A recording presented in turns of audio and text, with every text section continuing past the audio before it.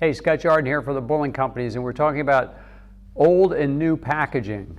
This is the old. It's a 5-gallon bucket. You've seen these before. They've been around for a long time. It's heavy, 46 to 50 pounds to pick it up. At one point, OSHA even was considering regulating whether or not people could pick these up, because you throw your back out picking up 50 pounds if you don't do it right. It takes up a lot of room in a landfill. It's got a lot of plastic. It's seen its days. VersaPack is the answer to the 5-gallon bucket dilemma. We now have the ability to do two 2.5-gallon bag-in-a-boxes that equal that 5-gallon bucket, or it's also able to be shipped as a single unit, so 2.5 gallons. So it bridges the gap between a gallon package and a 5-gallon package. So one VersaPack can take care of 2 SKUs, so you can reduce your inventory. And speaking of inventory, those 5-gallon buckets, you can get either 24 or 36 on a pallet.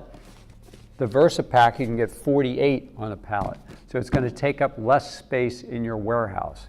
Comes configured with either a spigot, which is great for being able to measure out, or you can connect directly up to a blending system. There's a connector that fits right onto that spigot, connects right up with a hose to your blending system. Or the pour spout, like a typical gallon. So if you're doing stripper or floor finish, where you maybe empty out a large amount of the product out of the package, you go with a screw cap. Great graphic ability as far as decorations on it. Everything you need with one package that's going to take care of 2. You're going to eliminate your gallons, eliminate your 5s.